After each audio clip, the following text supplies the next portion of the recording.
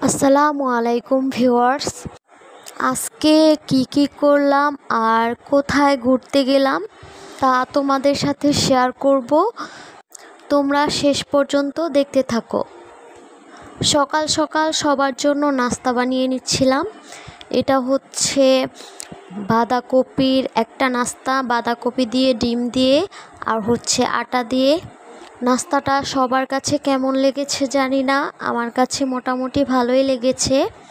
আর এইখানে রিহান বাবু আমার জন্য রান্না করে নিয়ে এসেছে, সেটাই আমি খাচ্ছিলাম আর বলছিলাম রিহান বাবুর রান্না অনেক বেশি মজা। তারপর আমরা দুপুরের খাবারটা খেয়ে নিলাম। আজকে দুপুরে ডিম দিয়ে আলু আর পেঁয়াজ দিয়ে রান্না করেছিলাম আর হচ্ছে ভেন্ডি ভাজি করেছিলাম।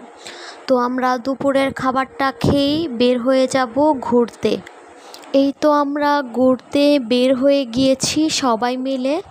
আমাদের বাসায় ঈদের পর দিনই হচ্ছে আমার বোন, আমার ছোট বোন আর হচ্ছে আমার চাচাতো বোন আর হচ্ছে আমার বোনজি বেড়াতে এসেছে। তো আমরা ওই দিনই বলতেছিলাম যে আমরা নদীর পার যাব, কিন্তু ওই দিনের ওয়েদারটা একদমই ভালো ছিল না, বৃষ্টি বৃষ্টি ভাব ছিল, মনে হচ্ছিল যে বৃষ্টি নামবে, তাই আর যাওয়া হয়ে ওঠেনি।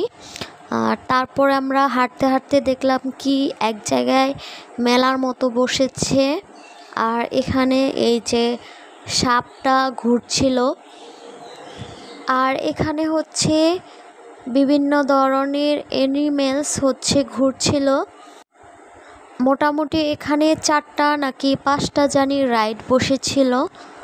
তো আমার বোনদের আর বোনজিকে বলতেছিলাম যে উঠবে কি না, তারা তখন রাজি হয় নাই।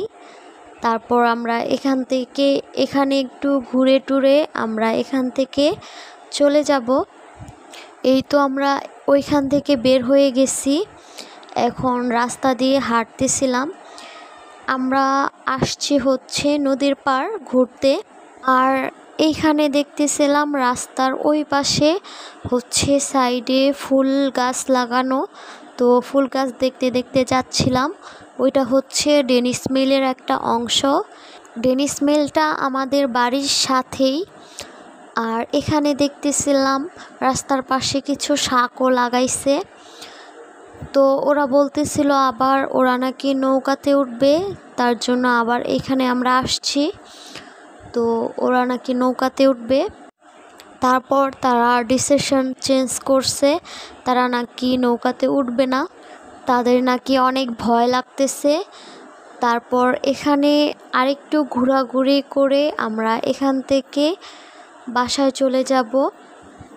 এখন আবার দেখতেছি কয়েক ফোঁটা বৃষ্টিও পড়তেছিল, তাই আমরা তাড়াহুড়া করে বাসার দিকে রওনা হলাম। রিহান বাবুকে বলতেছিলাম তুমি জোরে দৌড় দাও, তো ও দৌড়াইতেছিল অনেক জোরে। এই তো আমরা তাড়াহুড়া করে বাসায় চলে যাচ্ছিলাম। রাস্তায় গিয়ে গাড়িও পাইতেছিলাম না। অবশেষে আমরা সবাই বাসায় চলে এসেছি।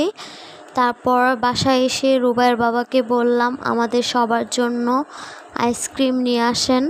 তো আমাদের সবার জন্য ওই স্ট্রবেরি ফ্লেভারের আইসক্রিমটা নিয়ে আসছে।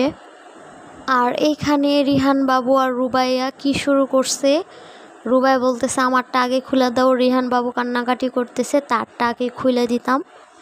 এইদিকে দেখতেছি আমাদের আইসক্রিমটা একদম লেটকায়ে গেছে, মনে হয় ফ্রিজে গলে গেছিল, তারপর আবার বরফ হওয়ার পর এরকম হয়েছে।